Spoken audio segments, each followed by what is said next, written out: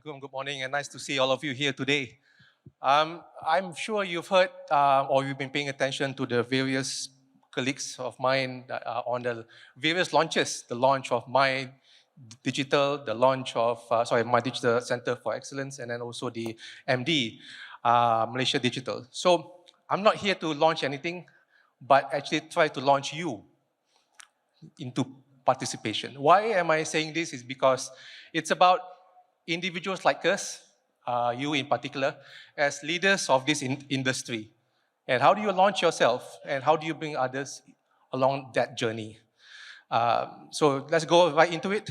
MCMC, for those that do not know, we are here because of acts of government, things like Telecommunication Act, Communication Multimedia Act, Postal and Courier Act, and also Digital Signature Act.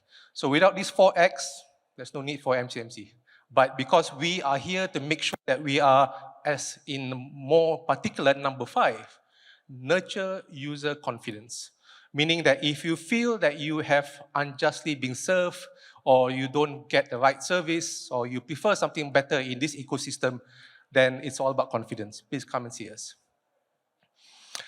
So one of the things that we do that you may have heard is about connectivity, and this is part and parcel of data centers. And sometimes I would like to prefer to call data centers as centers of data. That's all your data sitting right there. And for that data to flow, it requires connectivity. And connectivity is driven by industry engagement. One of the programs is called Jendela. And Jendela is an activity that MCMC works together with telco companies. I'm pretty sure some of you are here, where we work together to invest and deploy coverage across Malaysia. So Jendela 1 completed last year. It's about 4G coverage, 97% or 96.9, to bring the minimum speed to 35 megabits per second, and to bring household connectivity of fiber up to 7.5. And I'm very sure that includes data centers as well. However, that is not enough, because we do know our neighboring countries are all competing for market share in terms of investment. So Jendela 2 is to ramp up to 100% of 4G coverage for populated areas. Your speed should be up to 100 megabit per second. And if you're on 5G now, you know that you can get more than that.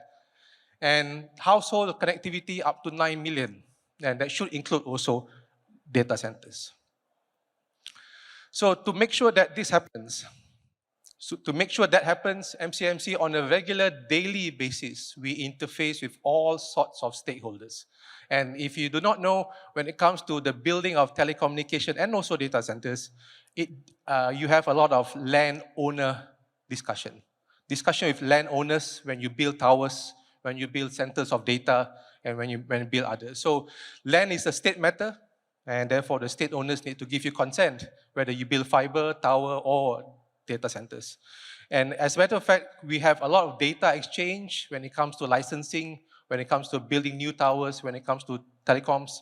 And to make sure that the public is also in the picture, MCMC 2 years ago, we launched Jendela Map, which is available in your mobile phone or in your website for you to understand where would be or should be the coverages that you should have in terms of 4G, 5G, and also fiber.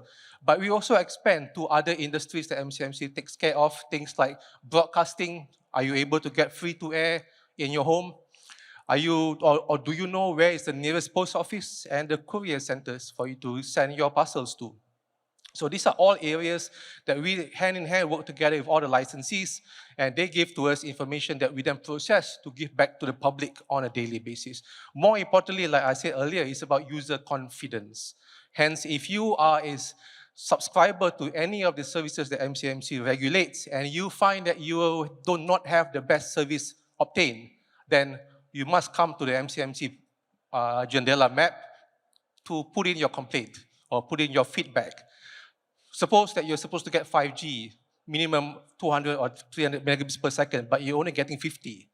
Then please put up a complaint or put up feedback so that MCMC will try to tackle that situation immediately.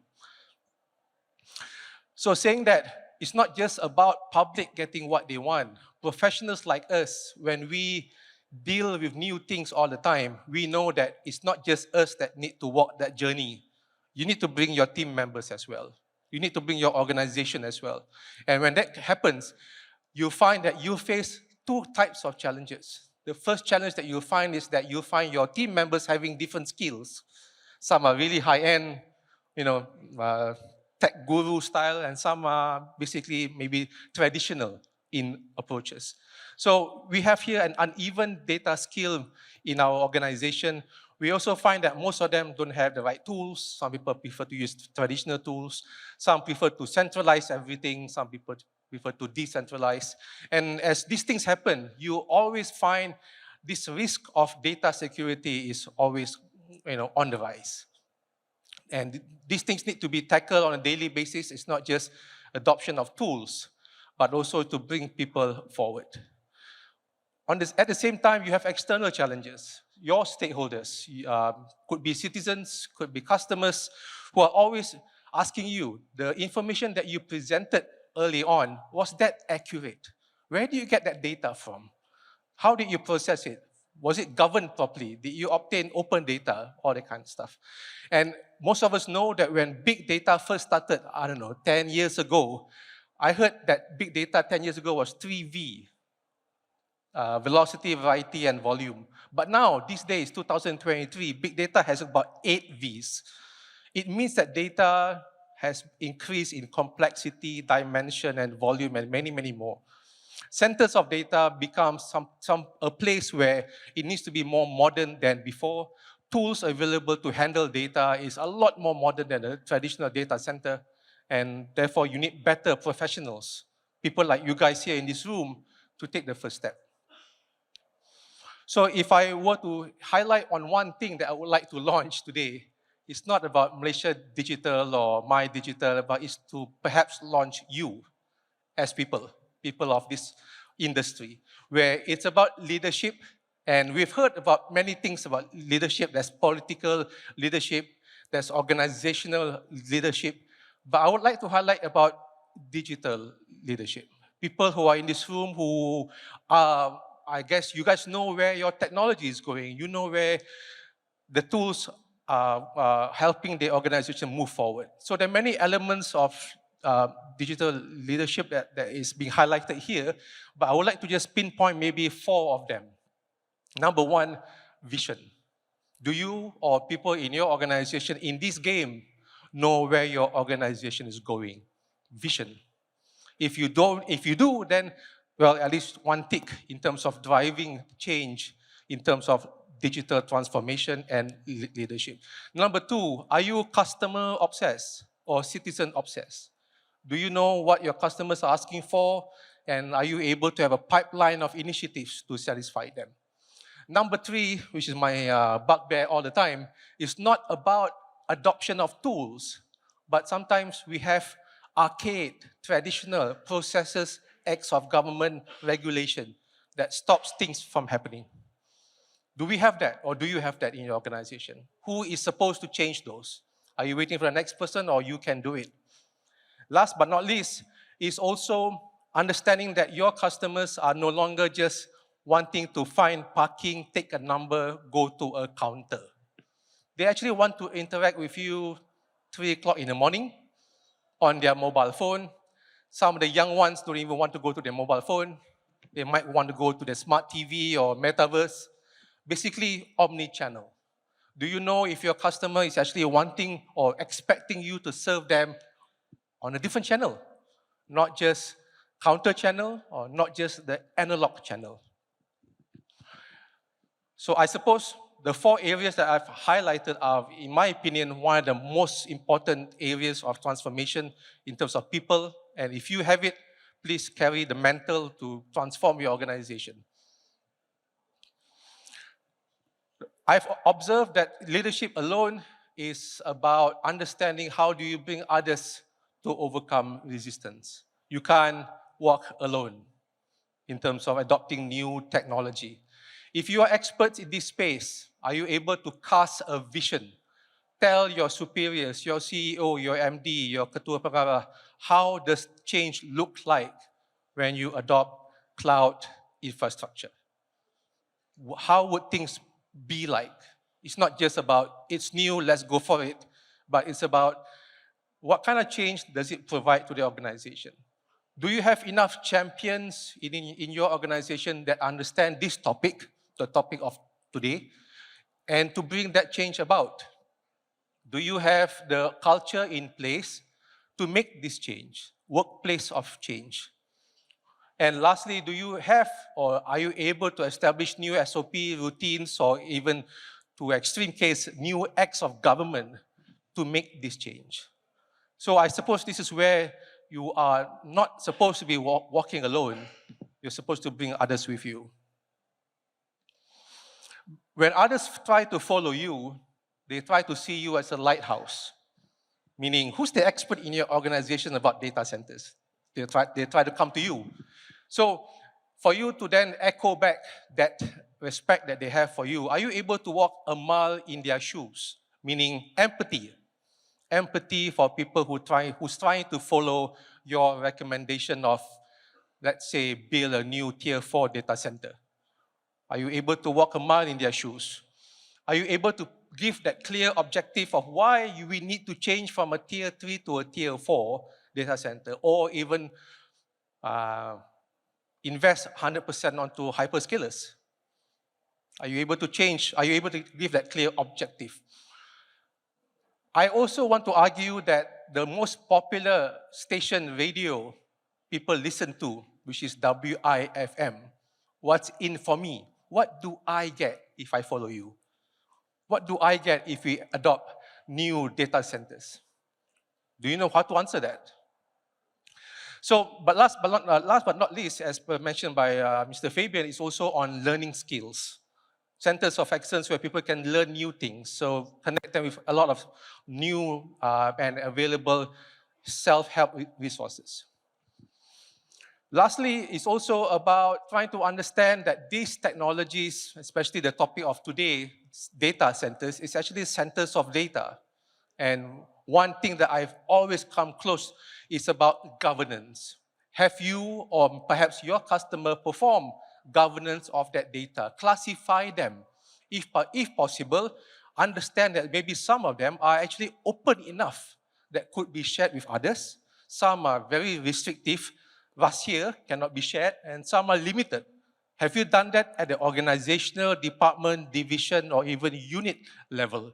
Who owns the data that you use every day? Is it government or is it you? If you're able to govern and classify your data, you are then able to see that your data has so much potential in terms of improving its quality, making you decide faster, and many, many more.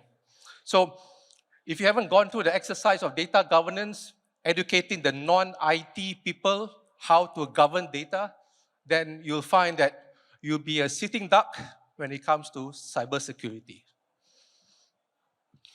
Last but not least is to understand where are you as an organization on this maturity chart that I'm showing here.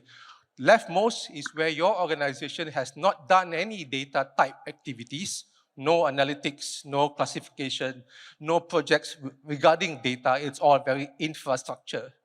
Or on the right-hand side, you are a data-driven organization.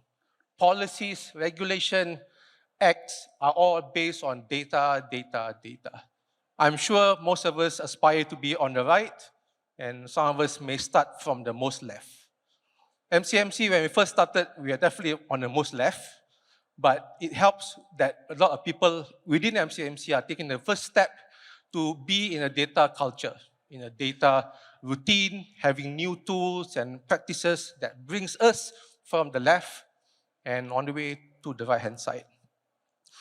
Also, I would like to highlight that my first opening slide just now, I demonstrated that many of the acts that govern MCMC, Communication and Multimedia Act, is at the year of 1998. Digital Signature Act is of the year 1997, 26 years ago. And Postal Act is 2014. What I'm trying to say here is that look into your organization and do you have processes and acts that are perhaps as old or even older that are governing your processes. As mentioned by our colleague from MDEC, data is part of digital economy.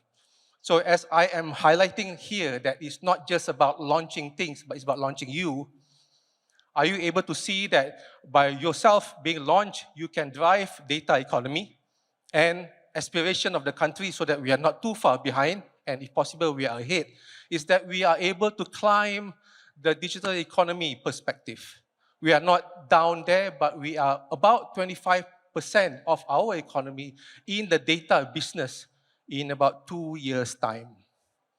I hope we can get there, because if we don't, then it's a tall order for the younger generations to perform for us. So, ladies and gentlemen, I thank you again for this opportunity for MCMC to just give you a keynote and few key takeaways, summarize your note-taking. Number one, data owners, please perform data governance, because otherwise you are sitting duck for cybersecurity. Number two, you need leadership, especially digital leadership, for you to then take on the next step in investing into technology. Could be 5G, could be data centers or anything else. That leadership is needed. And when I say leadership, we're not talking about political leadership, we're not talking about CEOs, we're talking about digital leadership. And number three, competency. There's so many things available out there. I'm very sure if you're a cloud architect, cloud professional, the amount of new cloud tools is just overwhelming. How do you then bring yourself and others at the journey of competency so that you understand what you do instead of others telling you what to do?